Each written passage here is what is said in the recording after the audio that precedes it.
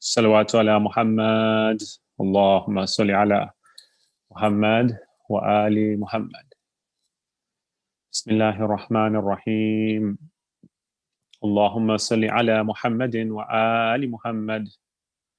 عن جابر بن عبد الله الأنصاري عن فاطمة الزهراء عليها السلام بنت رسول الله قال: سمعت فاطمة أنه قالت: دخل علي أبي رسول الله في بعض الأيام فقال: السلام عليك يا فاطمة. فقلت: عليك السلام. قال: إني أجد في بدني ضعفا. فقلت له: أعيذك بالله يا أبتاه من الضعف.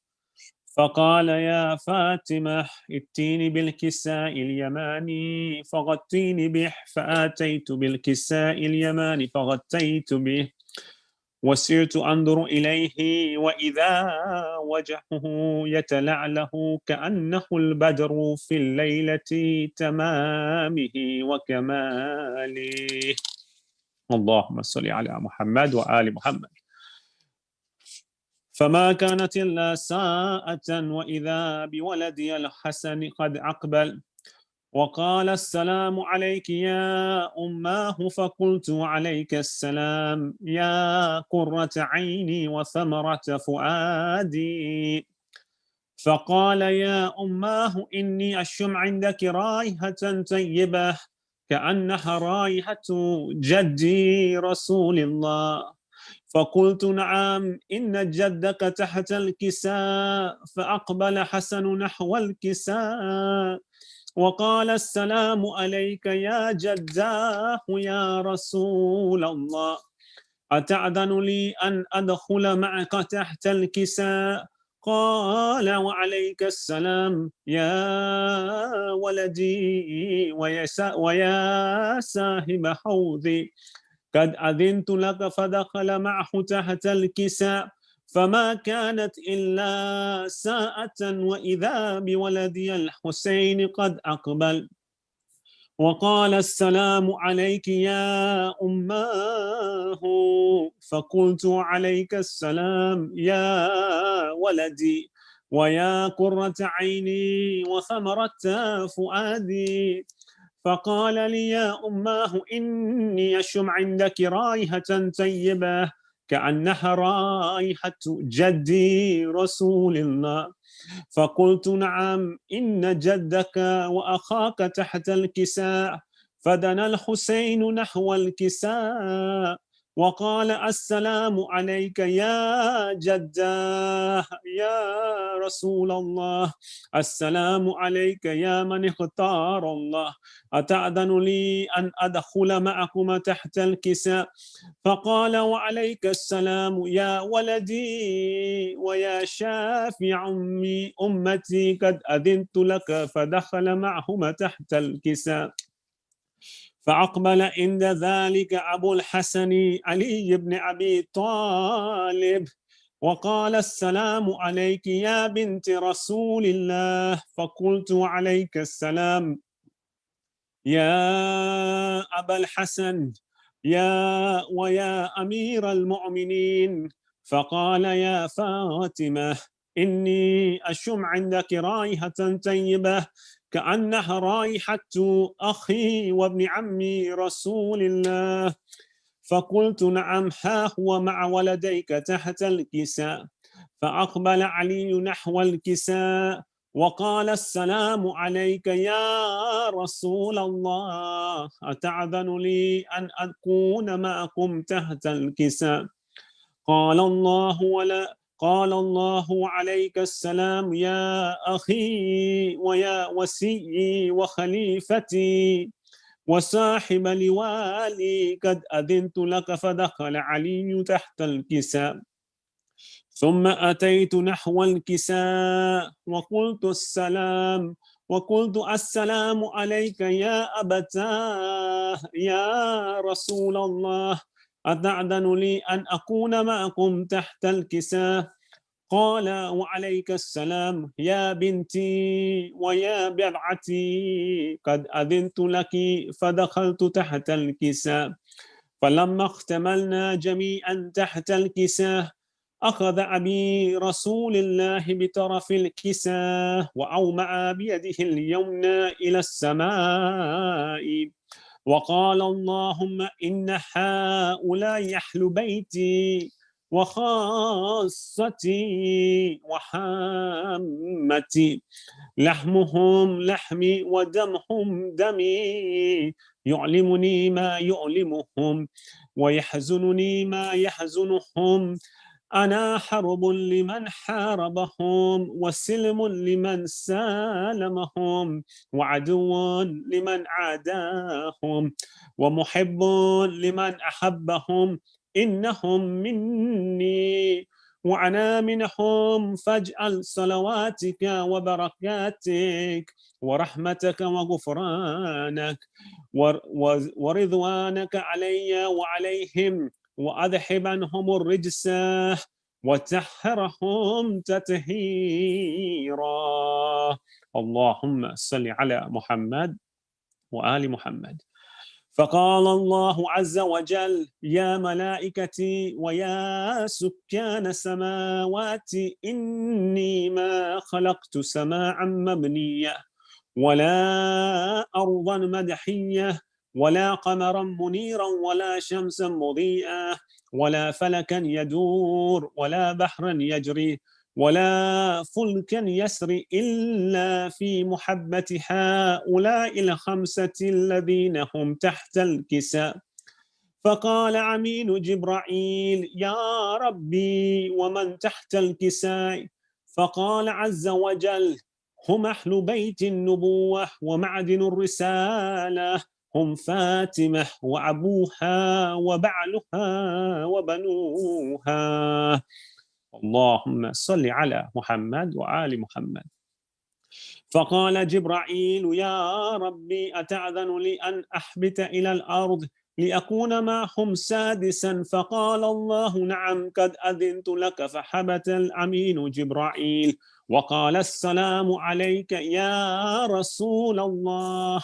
العلي الأعلى يقرأك السلام ويخصك بالتحية والإكرام ويقول لك: وعزتي وجلالي إني ما خلقت سماعا مبنية ولا أرضا مدحية ولا كمرا منيرا ولا شمسا مضية ولا فلكا يدور ولا بحرا يجري ولا فلكا يسري إلا لأجلكم ومحبتكم، وقد أذن لي أن أدخل معكم تحت، فهل تأذن لي يا رسول الله؟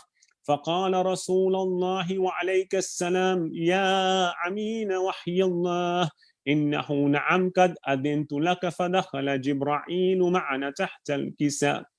فقال لأبي: إن الله قد أوحى إليكم يقول: إنما يريد الله ليذهب عنكم الرجس أهل البيت ويطهركم تطهيرا. اللهم صل على محمد وآل محمد. فقال علي لأبي: يا رسول الله أخبرني ما لجلوسنا هذا تحت الكساء من الفضل عند الله. فقال النبي صلى الله عليه وآله: والذي بعثني بالحق نبيه واستفاني بالرسالة نجيه، ما ذكر خبرنا هذا في محفل من محافل أهل الأرض وفي جمع من شيعتنا ومحبين إلا ونزلت عليهم الرحمة وحفت بهم الملائكة واستغفرت لهم إلى أن يتفرقوا. فقال علي عليه السلام: إذن والله فزنا وفاز شيعتنا ورب الكعبة. فقال أبي: رسول الله صلى الله عليه وآله: يا علي والذي بعثني بالحق نبيه واستفاني بالرسالة نجي، ما ذكر خبرنا هذا في محفل من محافل أهل الأرض وفيه جمع من شيعتنا ومحبينا وفيهم محموم إلا وفرج الله همه. إلهي آمين. ولا مغموم إلا وكشف الله غمه. إلهي آمين. ولا طالب حاجة إلا وقضى الله حاجته. إلهي آمين.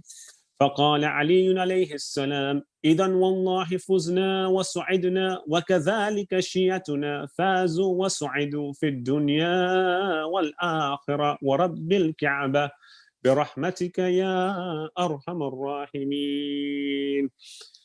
اللهم صل على محمد وآل محمد. الفاتحة. كل المؤمنين والمؤمنات.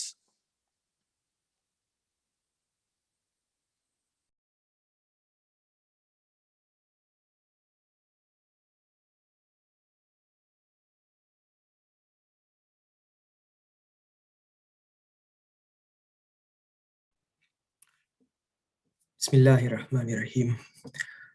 माह रजब की मुताल्लिक कुछ अशआर मौला अली की शान में पढ़ना चाहता हूँ, तवज्जो फरमाइएगा। सल्लु अला मुहम्मद व आलि मुहम्मद। अल्लाहुम्मा सल्लि अला मुहम्मद व आलि मुहम्मद। जब खुदा को पुकारा अली आ गए, जब अली आ गए जिंदगी आ गई। जिंदगी बंदगी रोशनी आ गई, रोशनी आ गई आ गई आ गई। मौत इनके मुहिब्बों को आती नहीं, आ भी जाए तो फिर बच के जाती नहीं। मौत इनके मुहिब्बों को आती नहीं, आ भी जाए तो फिर बच के जाती नहीं। मौत का क्या खतर, मौत से क्या हजर, इससे बचना भी क्या गई आ गई। गुस्ल मैयत न कहना मेरे गुस्ल को, उजले मलबूस को मत कफन नाम दो। गुस्ल मैयत न कहना मेरे गुस्ल को, उजले मलबूस को मत कफन नाम दो। मैं चला हूँ अली से मुलाकात को, जिसकी थी आरज़ू वो घड़ी आ गई। तेरी मसनद पे गैरों को बिठला दिया, नाइबे मुस्तफा मज़हरे किबरिया। तेरी मसनद पे गैरों को बिठला दिया, नाइबे मुस्तफा मज़हरे किबरिया। तू अलियो वसियो वली ही रहा, मंजिलत में तेरी क्या कमी आ गई। हम के सरशार इश्क और तवल्ला में थे, जानते ही न थे नफरत और दुश्मनी। हम के सरशार इश्क और तवल्ला में थे, जानते ही न थे नफरत और दुश्मनी। ये तबर्रा भी वल्लाह क्या चीज़ है, हमको अग़ियार से दुश्मनी आ गई। खुम्स देना मवद्दत की एक शर्त है, और न देना भी मिस्ले फिदक है गुनाह।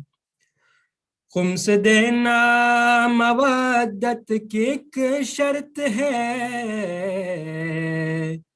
और न देना बिमिसल फिदक है गुना हक सादात तो जहरा के मकरूज से जब तबर्रा सुना तो हंसी आ गई क्यों न रोए वो किस्मत को अपनी सदा जिनका पूरा मुकद्दर है लानत ज़दा क्यों न रोए वो किस्मत को अपनी सदा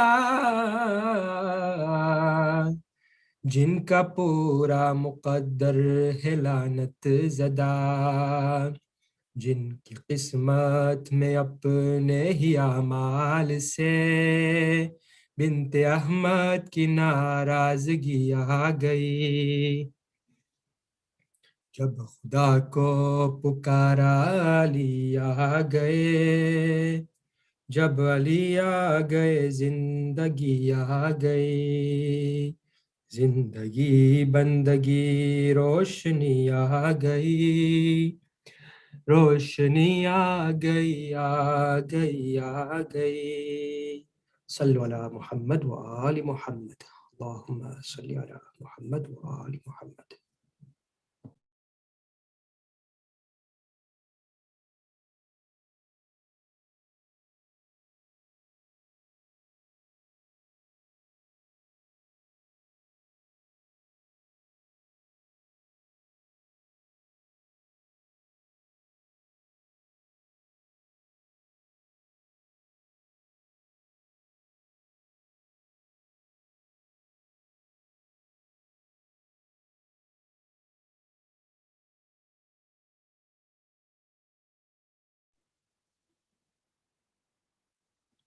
أعوذ بالله من الشيطان الرجيم أفضل الذكر بسم الله الرحمن الرحيم الحمد لله رب العالمين والصلاة والسلام على أشرف الأنبياء والمرسلين أبا القاسم المصطفى محمد اللهم صل على محمد وآل محمد وأهل بيته الطيبين الطاهرين الذين أذهب الله عنهم الرجس وطهرهم تطهيرا اللهم صل على محمد وآل محمد وعجل فرجهم والعن أعداءهم. My dear respected brothers and sisters, Assalamu alaikum wa rahmatullahi wa barakatuh.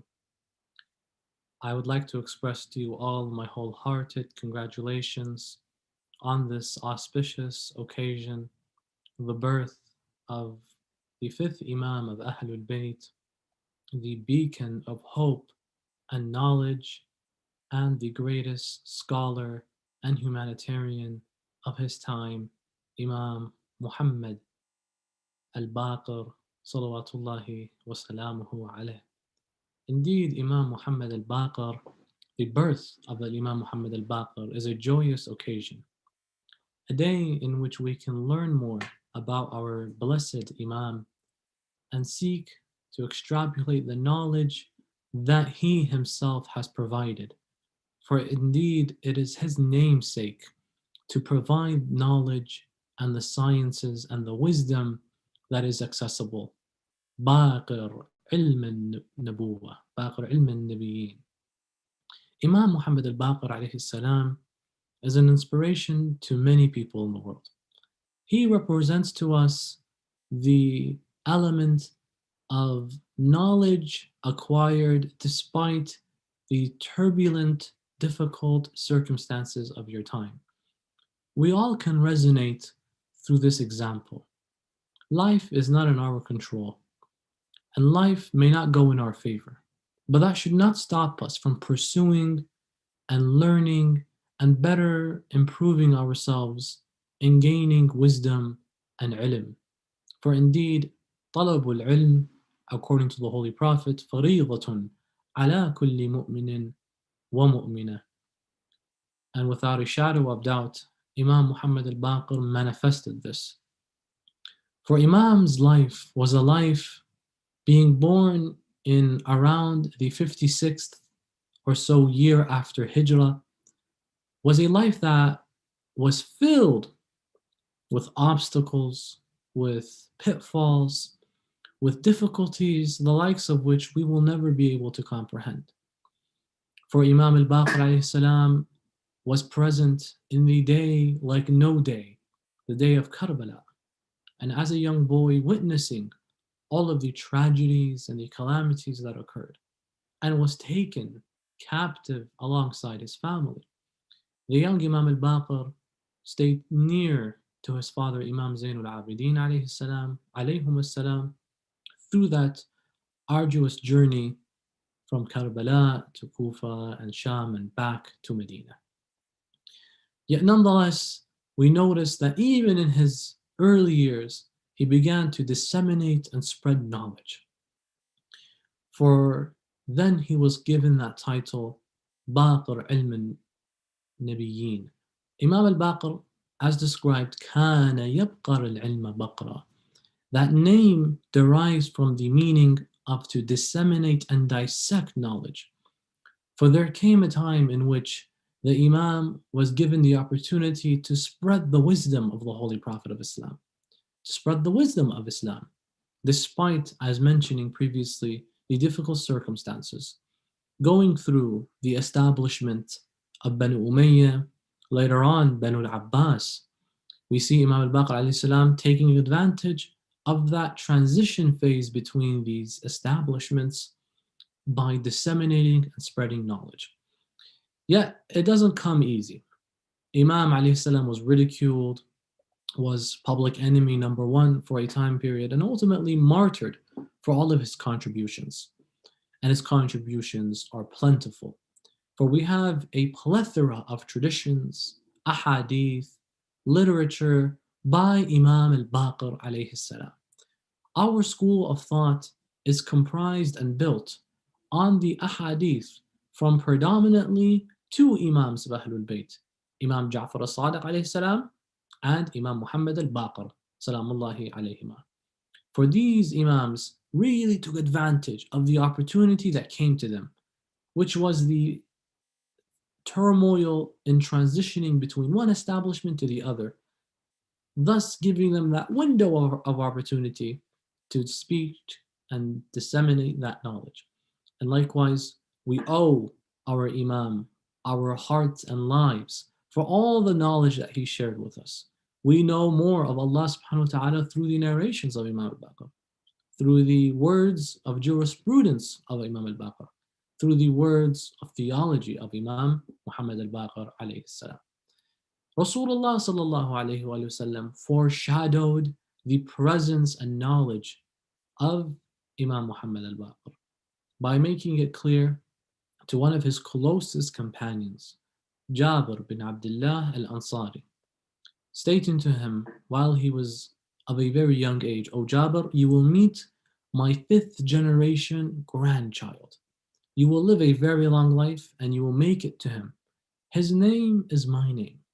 And when you see him, send him my salams."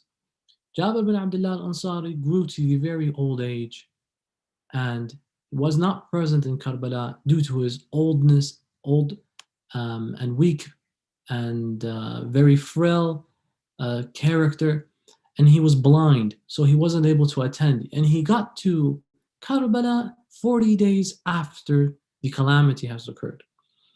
And so he went back to his home in Medina and spent the rest of his years there, praying and worshiping this very old companion of the Holy Prophet. Until around the 65th or so year after Hijrah,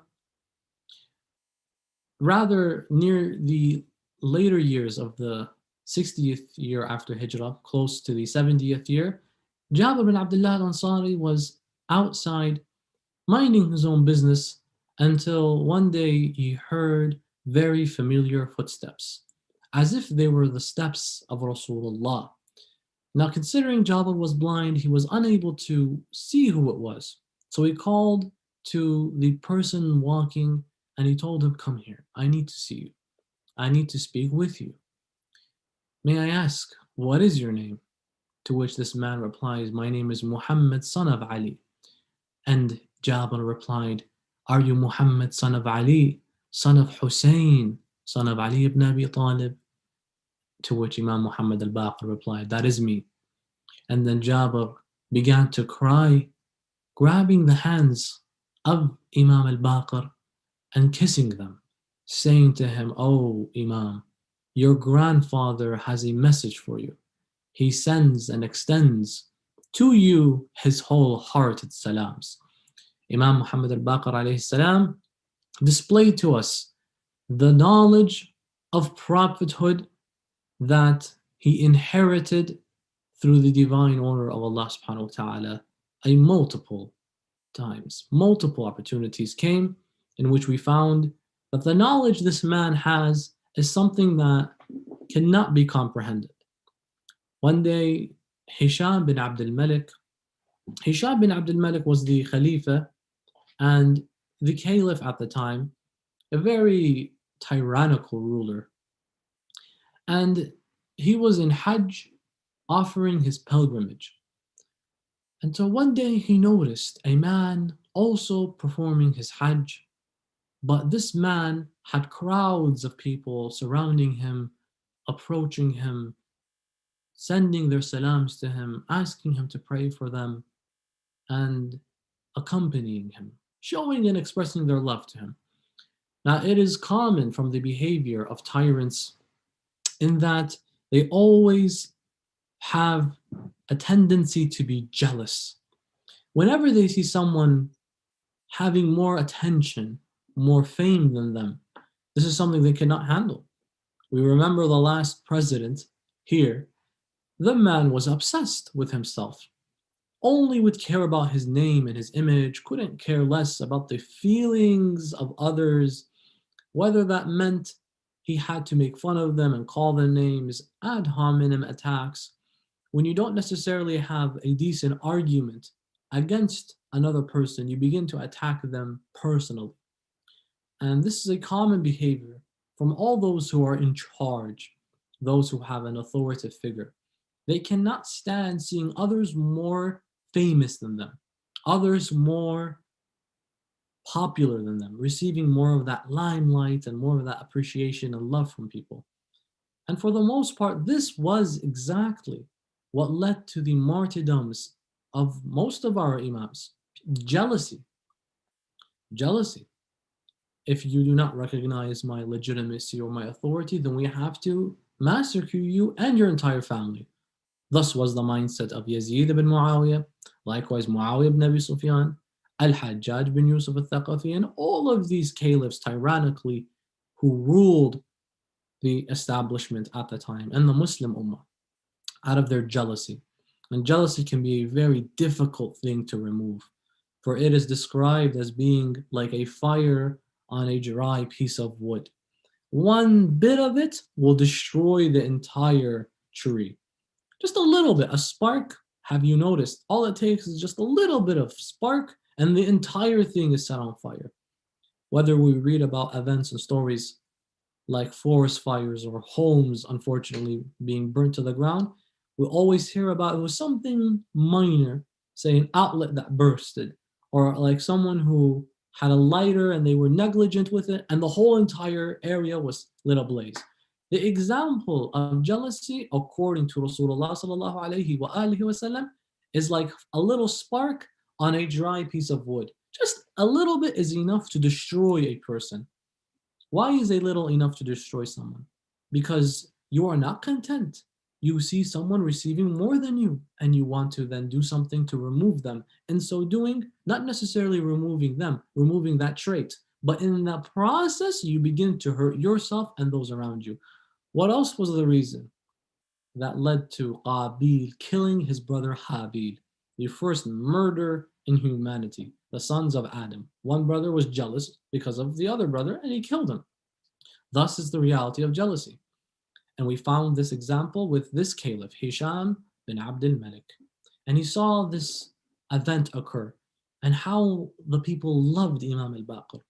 For indeed, they loved him for his upright character, his tender heart, his soft nature, and his vast, open knowledge and endless sea of wisdom that he had to offer to all of humanity. For indeed, he was the infallible representative of God. Salamullahi alayh. What he decided to do was to find a way to have Imam al-Baqir ridiculed such that people will no longer have any love and devotion for him. What's the best way to ridicule someone? When you get them at their best trait. So if someone is well known to have a particular habit or hobby, and you find someone who one-ups them in that hobby, say for example, a sport champion, an athlete, a boxer, someone who has been undefeated, the worst way to bring them to their knees is to defeat them in what they are known to do best. Imagine if you have, like, let's use this boxing example again. Most people will resonate with this, especially the youth, mainly the young men. Someone whose record is 50-0, like Floyd Mayweather. 50 matches and 0 losses. The worst thing that can happen to this guy is not bankruptcy, it's not being hospitalized, it's his boxing record. There was a funny interview that was held between him and I believe Steve Harvey, very famous moment, when he asked him, God only made one thing perfect. When Floyd, this boxer, who a very impeccable record, he's like, God only made one thing perfect, and that's my boxing record. The worst thing to happen to people like this is if that which they are known for the best is ridiculed, is undermined, is scrutinized. So what's Imam Muhammad al-Baqir alayhi salam known for the best? His upright nature and his knowledge. So Hisham bin Abdul Malik wants someone to hit at that. Find someone who can debate him, who can put him down, who can once and for all have people see that he's not so special. Look, there are others who are more knowledgeable than him. In fact, watch them debate him and watch him lose. And so Hisham bin Abdul Malik, this caliph, decided to find his friend by the name of Nafi', Mawla Umar ibn al-Khattab. Nafi' was the slave of Umar ibn al-Khattab, the second caliph. Nafi' was present with Hisham bin Abdul Malik in this event of Hajj. And Hisham said to him, go and debate him.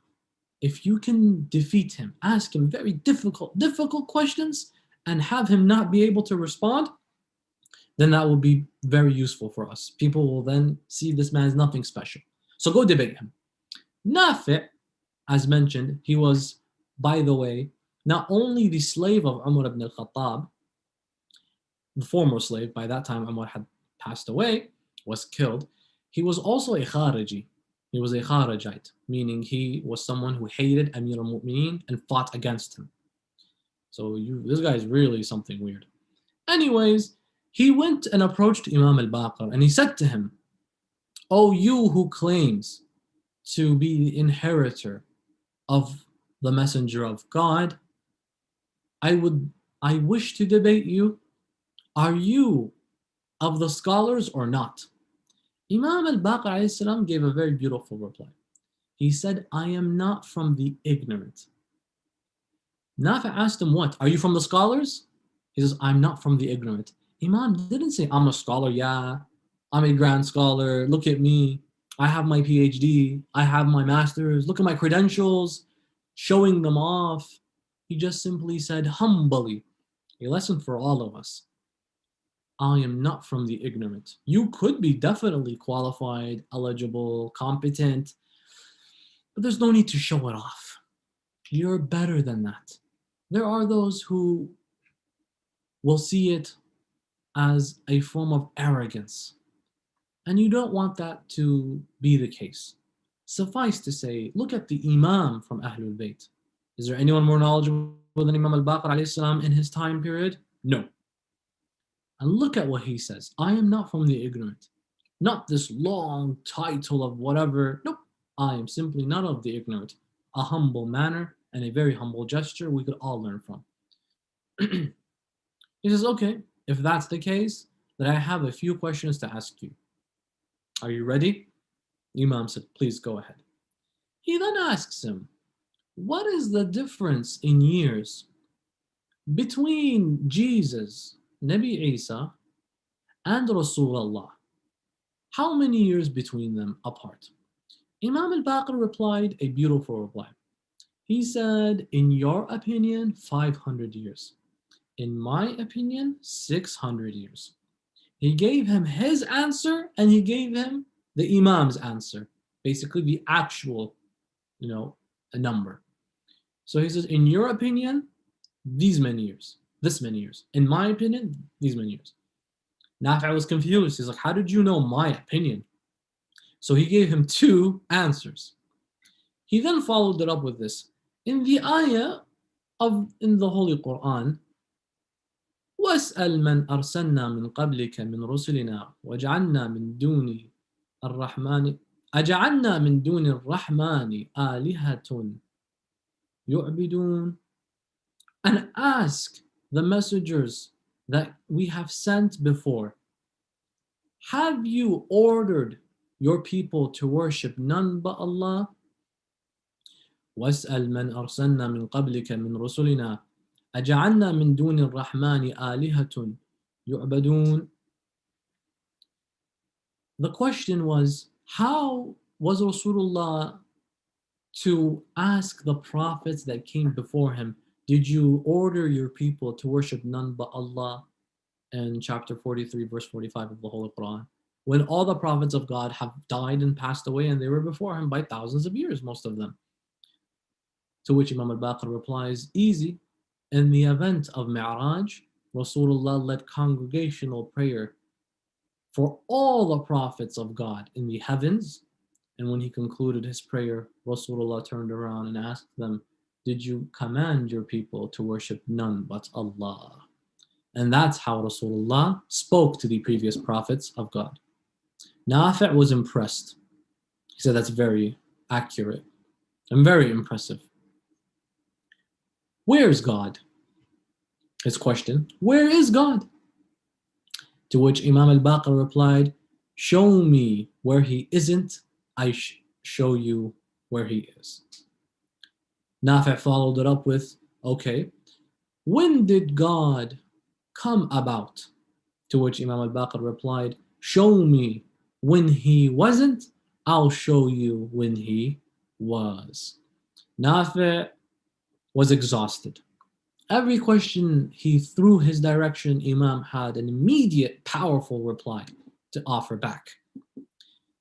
To which Imam al-Baqir looked at him and said, oh Nafi', now it's my turn to ask you some questions. And you can imagine how nervous this individual must have felt, considering that Imam just went after each and every single question he had. Now he's going to ask him some questions.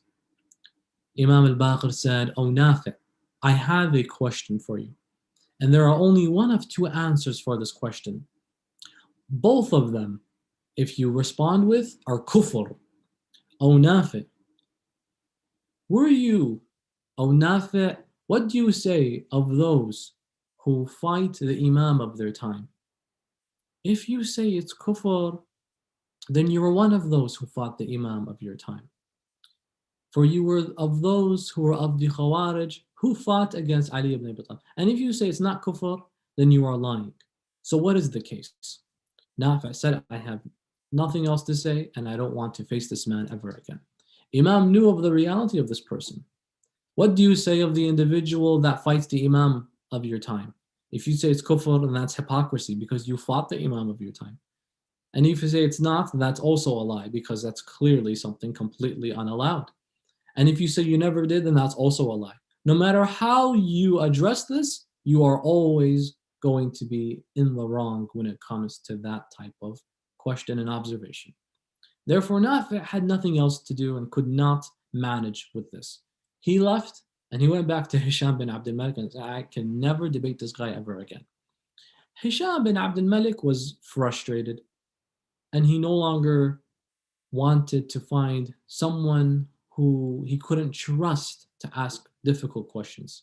So he requested from a very knowledgeable scholar. He found a Christian monk, however, and he said to him, I need you to go debate that man. Ask him the most difficult questions you could. This man goes to Imam al-Baqir and he says to him, I'm going to ask you a couple questions. Imam says, go ahead. He says, however, my questions are from both Bible and Quran. Imam al-Baqir says, go ahead.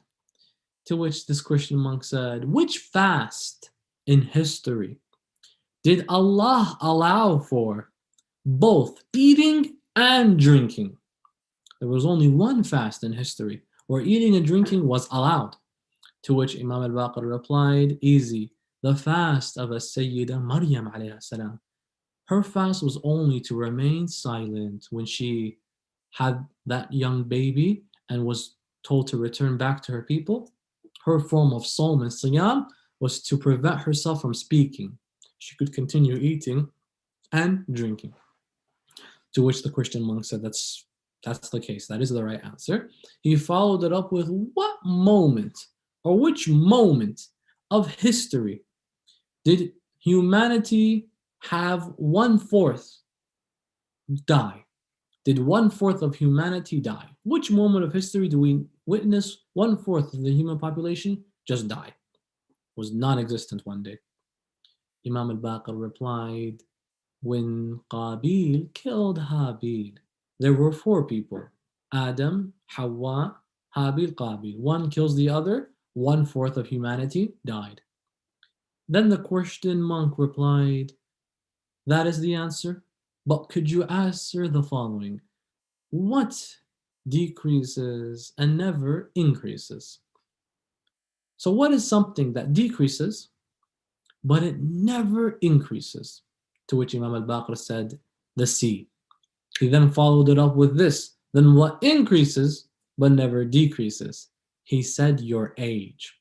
He said, I have a last question to ask you. This one, if you answer it and you truly are a man of great knowledge.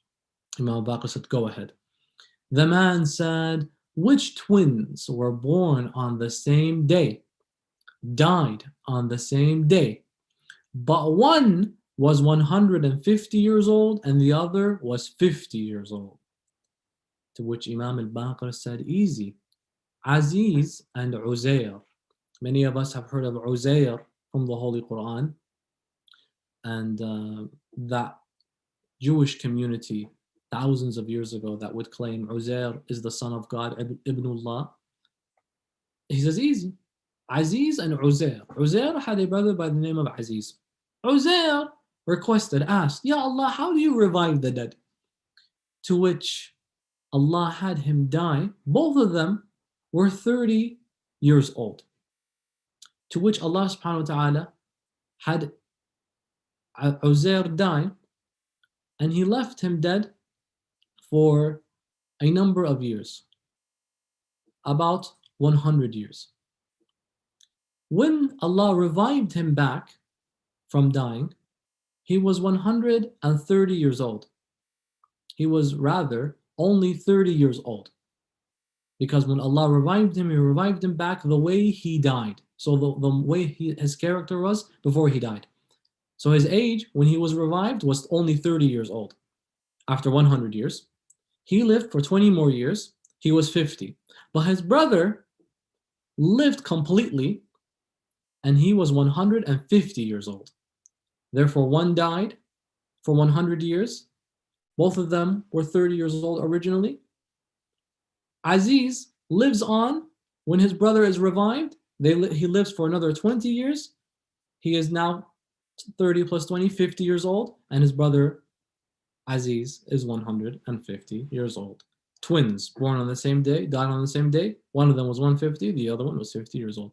At that moment, the Christian monk looked at Imam al-Baqir alayhi salam and announced, Allah a'lam hayth yaj'al risalata. God is best knowing where he places his message, and he immediately announced his submission and vow and pledge to become a Muslim, following with وَإِنِّي أَشْهَدُ أَنْ لَا إِلَهَ إِلَّا اللَّهِ وَأَنَّ مُحَمَّدًا رَسُولُ اللَّهِ وَأَنَّكَ أَنْتَ وَلِيُّ اللَّهِ. And I bear witness that there is no God but God, and that Rasulullah is the messenger of God, and that you are the vicegerent of Allah subhanahu wa ta'ala.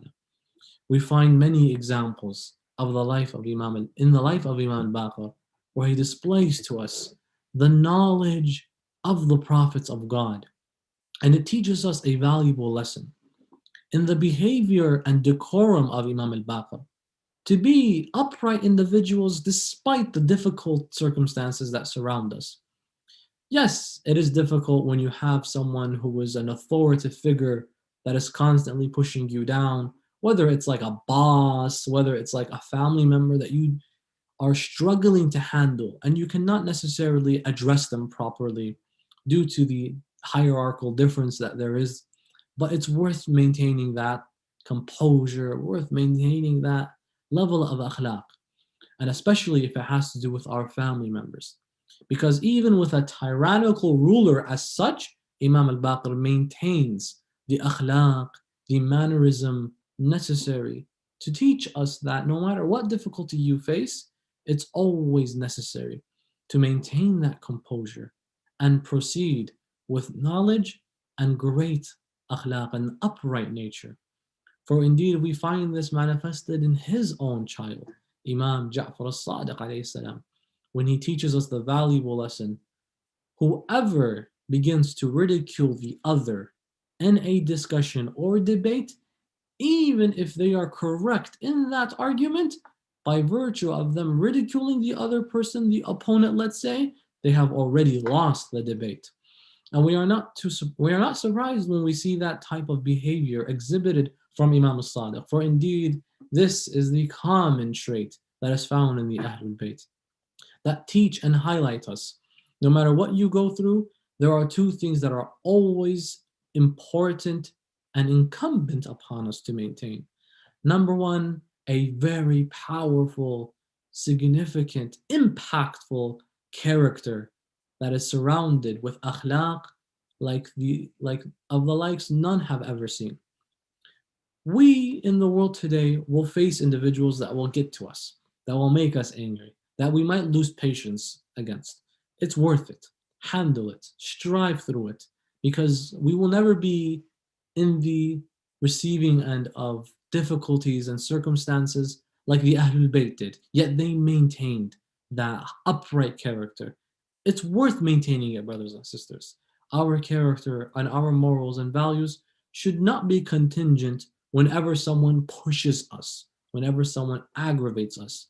We are lovers and followers of the Ahlul Bayt, not just by words, but also by actions. So we take these examples, inshallah ta'ala. And the second point is to constantly pursue knowledge. For indeed, we find this made very clear. طَلَبُ الْعِلْمِ فَرِيضَةٌ عَلَى كُلِّ مُؤْمِنٍ وَمُؤْمِنَةٍ. That the pursuing of knowledge is an obligation. There we go. What else do we need to hear? An obligation. So فَرِيضَةٌ عَلَى كُلِّ مُؤْمِنٍ, upon every believer, وَمُؤْمِنَةٍ, and every sister and brother. It is an obligation upon all of us as Muslims, upright Muslims, inshallah ta'ala, to pursue knowledge. اطلبوا العلم ولو في الصين. Even if you had to go hatta, even to the extent of going to the length of traveling all the way to China. And of course, if you think geographically where the Arabian Peninsula was then and where China is there, that's a difficult, arduous journey. Rasulullah says it's necessary even if you have to go there to pursue knowledge. And we find this manifested in our holy and great Imam Muhammad al-Baqir alayhi salam. We all have the opportunity and the blessing of being in an environment that allows us to learn more. Albeit most of us are stuck online in quarantine and whatnot, but nonetheless, that gives us more reason to pursue the blessing that is the internet, brothers and sisters. Back then, you really had to strive to get a hold of a few pieces of information that no one else knew the answer to, for example. No one else had the resources to. And find books and whatnot. They say that one of the ulama, Al-Allam al-Amini, Abdul Hussein al-Amini, the author of the famous compendium Al-Ghadir, this alim went to India at one point to find a book, just a book to use as reference for his work and his compendium Al-Ghadir, when he discusses the proofs of the event of Eid al-Ghadir and what went on from both Shi'i and Sunni narrative. And he traveled. He had to go from Iraq, Iran, India, Syria at one point. He traveled just to get references. Now today, what's holding us back from just Googling something and finding a result, learning and studying? Yes, it could be used to our disadvantage, definitely. There are horrible resources out there, but there are wonderful resources at the same time. Let's take that lesson from the greats of Al Muhammad and constantly pursue knowledge and enriching ourselves. Imam al-Rida alayhi salam would teach us that there are sciences out there that are not exclusively theology related only that you could pursue. For indeed, Imam al-Rida taught us through his golden medical dissertation that there's this science of medicine that's necessary to go and learn from. And we find this in the life of Imam Baqir as well, a plentiful amount of work on medicine, on elements that heal, that provide well-being, nourishment. We find countless traditions that discuss this for the soul and for the physical body. And we also find during the time of Imam Muhammad al-Baqir, there were a lot of philosophical movements emerging. The Mu'tazila, the Ash'arite as well, those who believed in predetermination, predestination, those who espoused free will elements only, a worldview that only subscribed to God, gave us complete autonomy, and so on. And Imam Baqir was there in that atmosphere, and he came and enriched and provided the authentic approach and mindset as to how we philosophize Allah subhanahu wa ta'ala. Imam Muhammad Baqir was a teacher to the philosophers and as well as to the schools of thought that, or the heads of schools of thought that today we all recognize. For example, Malik bin Anas was a student briefly under Imam Muhammad al-Baqir alayhi salam. Abu Hanifa al-Nu'mani also studied under Imam Muhammad al-Baqir alayhi salam, predominantly under Imam Ja'far al-Sadiq, but he would learn and take the lessons of also Imam Muhammad al-Baqir. And these are the Imams of the Sunni schools of thought today, the Hanbali school and the Maliki school as well. And so we find Imam al-Baqir, his knowledge is open for all those who are interested to take from it. All those who are willing to learn more of the Holy Prophet and his household. And the knowledge, we notice, is the type that expands and opens to other various sciences of mathematics, of astronomy as well, including the world of medicine, spirituality, and so on. But it was not exclusive to just theology and jurisprudence and the legal aspect of life, as well as many other fields that the sciences has to offer. And this was a lesson for us, to enrich yourself with whatever it is that will provide you aid in this life and help you get closer to your Lord through any form of science as well. And all these sciences ultimately lead us back to Allah subhanahu wa ta'ala. For indeed, if they didn't, our Imams would not care to spend their time investing so much of their time in these relative respected fields, but we notice that they did. Therefore, it's worth it, brothers and sisters. Pursue whatever it is you want to pursue, but keep in mind your morals and your values. Do not jeopardize them for anything. If you are a student of, let's say, the liberal arts, if you are into the sciences, biology, all that is great and can definitely be coupled with religion and theology. Sometimes, because this is an issue many people have, they are interested in pursuing their Islamic education above their academic education. So you might find this dichotomy and dilemma between some people. You know, do I continue studying in the Islamic seminary or do I go to college? Do I continue studying in university or do I stop that and I travel and I go and learn? My advice is, well, while you are here, learn where you can. There are Islamic seminaries that don't necessarily make you obligated to jeopardize your university studies.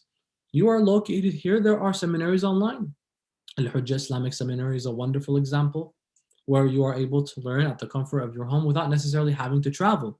Because traditionally you would have to physically leave somewhere to learn and gain knowledge. Now that's not necessarily the case, although it is a reality if you only want to devote your life to this field.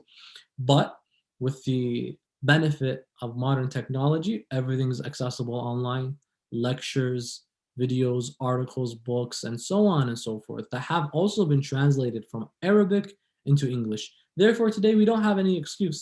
So you can combine both of these sciences, Islamic sciences as well as academic sciences, without one jeopardizing the other. And they go hand in hand, by the way, as it was Amir al-Mu'mineen himself that stated, Al-ilmu ilman, ilmu al-adyan, wa ilmu al-abdan. Knowledge is in two types: knowledge of religion, knowledge of sciences as well, biology, al-abdan,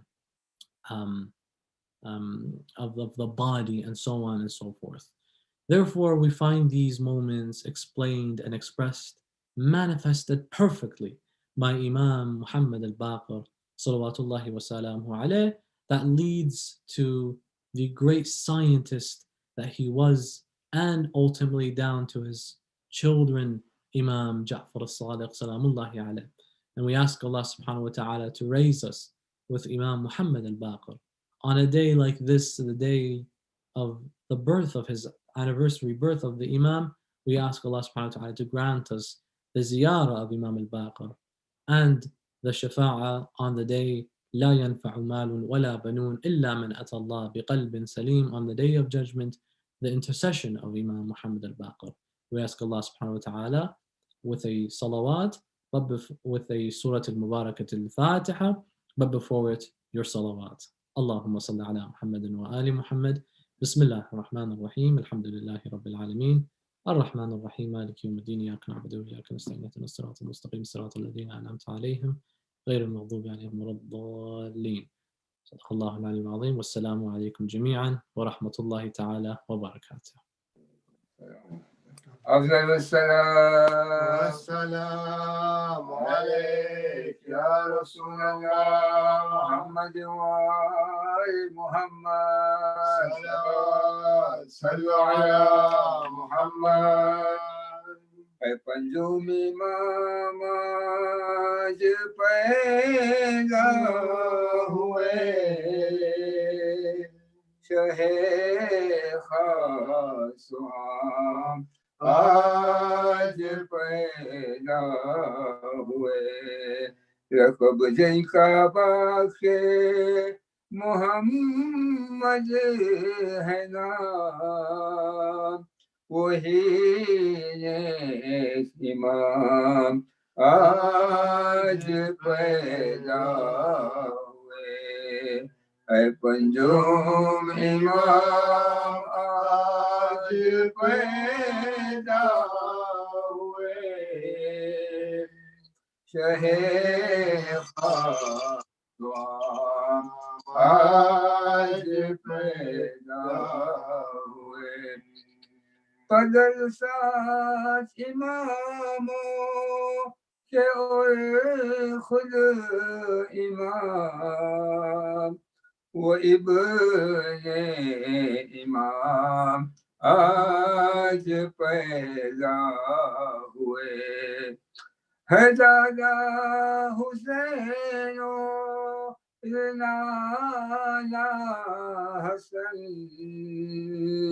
वो मासूम बाप आज पैदा हुए है पंजोम इमाम आज पैदा हुए शहे खासुआम आज पैदा हुए है जो बाखिरुल इल्म खैरुल वरा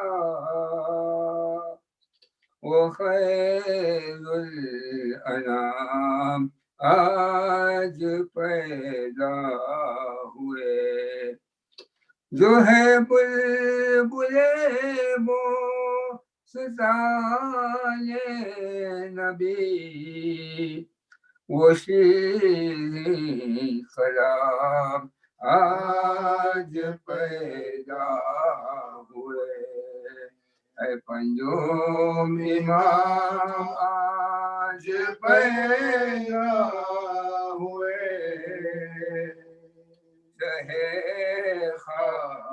सुहाग आज पैदा हुए।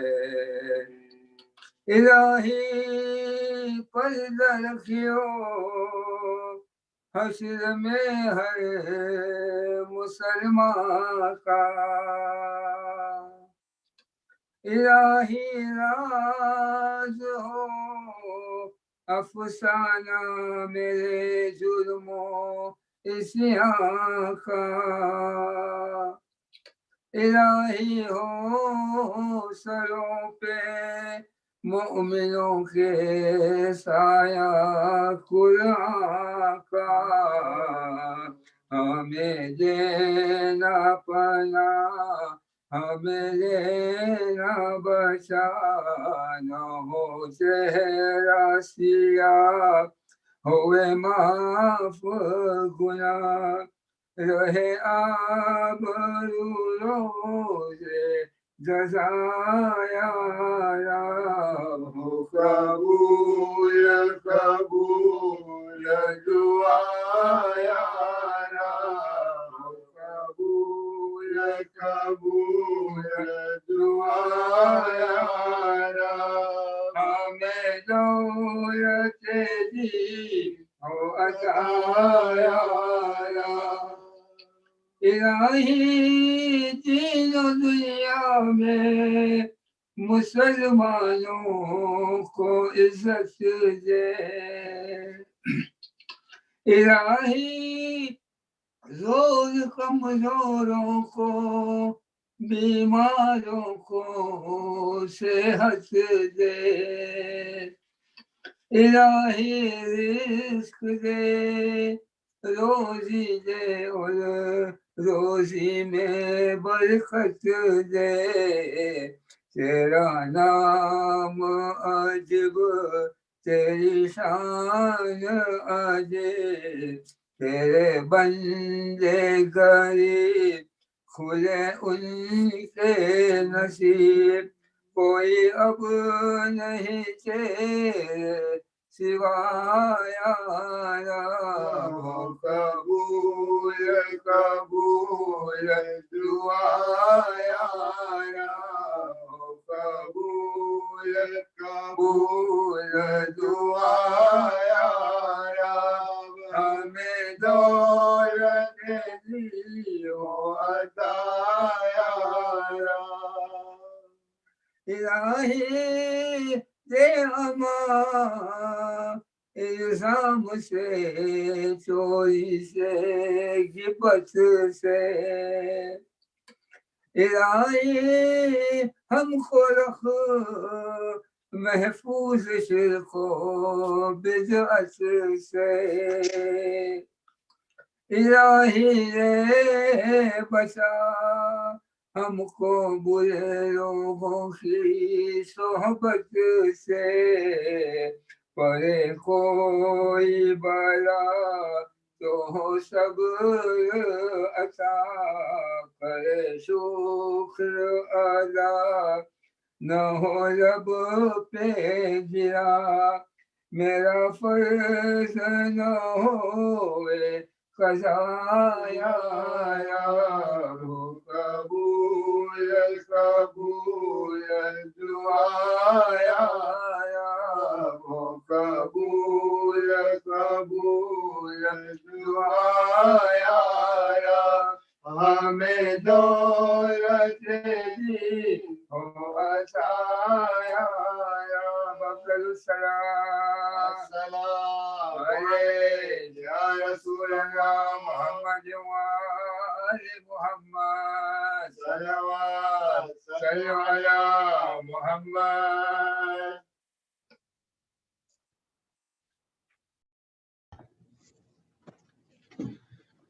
बराए खुशनूदिये इमाम बाकिर अलैहिस्सलाम सलवात अला मुहम्मदिन व आले मुहम्मद।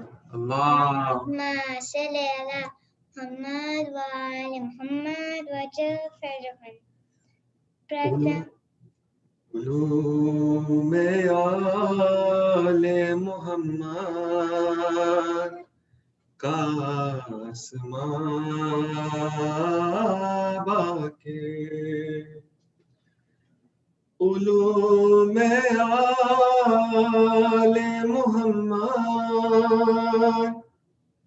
कासमा बाकीर उलूम आले मुहम्मद कासमा बाकीर रूज़ कौनो मक्का का है राज़दार बाकीर रूज़ कौनो मक्का का है राज़दार बाकीर उलूम आले मुहम्मद का आसमां बाकीर अली का रूप है ये मिंबर सलूनी पर अली का रूप है ये मिंबर सलूनी पर दियार जहल में है इल्म की अज़ां बाकीर नारे Hydari Ya Ali. Ushali Mubarak to everybody. In the honor of the 14 Masumins, Imam Baqir alayhi salam, we would like to recite something that was recited in my childhood in Madrasa in Dar es Salaam, and hope everybody will appreciate it, especially those who are Gujarati speaking as well. Bismillah. Pratham Ali Bija Hasan Hussain Trija Jan चौथा ज़ैनुल आबिदीन पंजुम्बा करना छह जाफर सादिक छठा आदिल आपरा इमाम सच्चा जानू सातमा मूसिए काज़िम नाम अली रज़ा छः आठ माँ नौ माँ तक निरदा 10 माँ की 11 माँ हसन अस्करी जान इमाम 6 12 माँ 6 मेहदी साहेब हुक्म खुदा थी हाल छे दुनिया मां गाए तेओ बिंदा हो करे होवानो इमाम जुठो तारन जानी ने तजिए तेनु नाम अफ़ज़ल सलात वस्सलाम अलैक या रसूल अल्लाह मुहम्मद व आले मुहम्मद सलवात मुहम्मद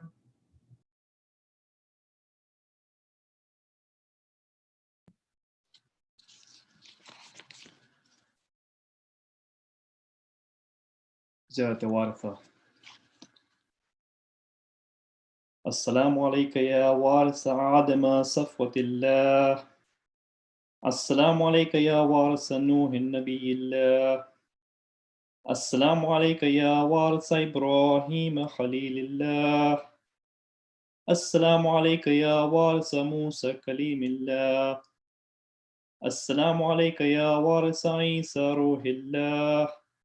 السلام عليك يا وارث محمد حبيب الله. السلام عليك يا وارث علي أمير المؤمنين ولي الله. السلام عليك يا ابن محمد المصطفى. السلام عليك يا ابن علي المرتضى. السلام عليك يا ابن فاطمة الزهراء. السلام عليك يا ابن خديجة الكبرى. السلام عليك يا ثار الله وابن ثاره والوتر الموتور.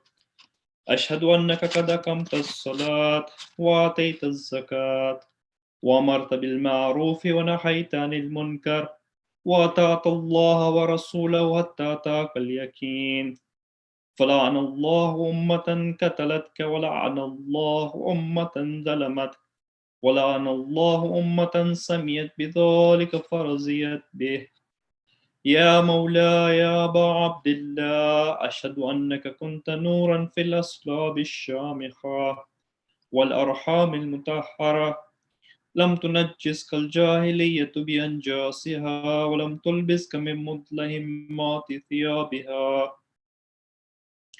وأشهد أنك من دعائم الدين وأركان المؤمنين.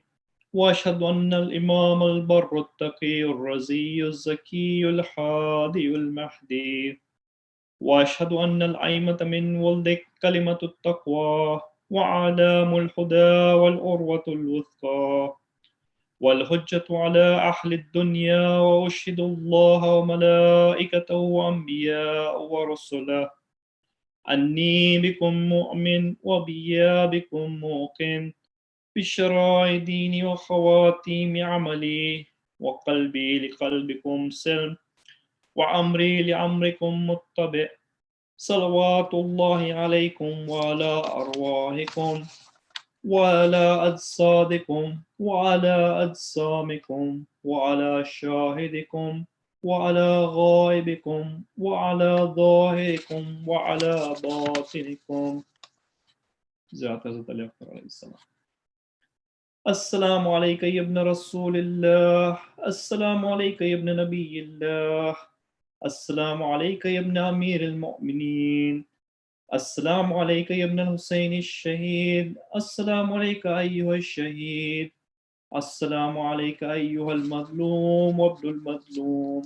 لعن الله أمة قتلتك ولعن الله أمة ظلمتك ولعن الله أمة سميت بذلك فرزيت به.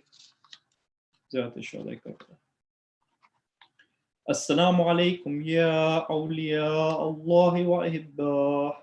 السلام عليكم يا أصفياء الله ووداه. السلام عليكم يا أنصار دين الله. السلام عليكم يا أنصار رسول الله.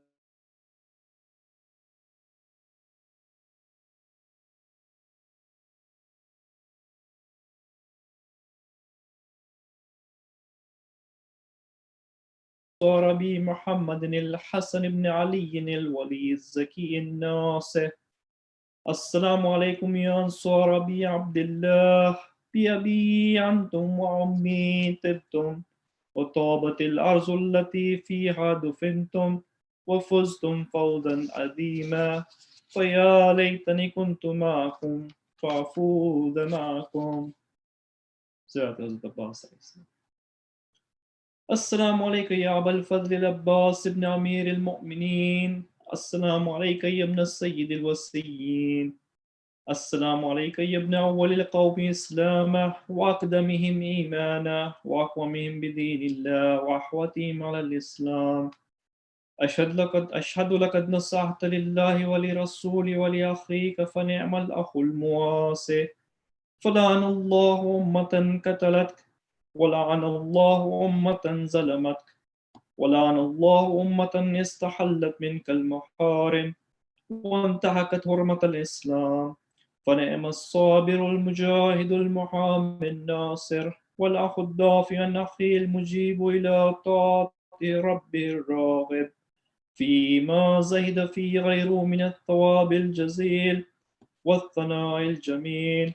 وألحقك الله بدرجة آبائك في جنات النعيم. السلام عليكم يا شهداء كربلاء جميعا ورحمة الله وبركاته. السلام عليك يا غريب الغرباء السلطان أبا الحسن علي بن موسى الرضا. كن شفيعنا وشفيع والدينا في يوم الجزاء. رحمة الله وبركاته. السلام عليك يا مولانا يا صاحب الزمان. الأمان الأمان الأمان من فتنة الزمان. السلام عليك يا خليفة الرحمن. السلام عليك يا شريك القرآن. السلام عليك يا قابة الإيمان. السلام عليك يا إمامنا وإمام الإنس والجان. أجل الله فرجك وسهل الله تعالى مخرجك وظهور الأمر ورحمة الله وبركاته. اللهم صل على محمد وآل محمد. التماس دعاء سورة المباركة الفاتحة.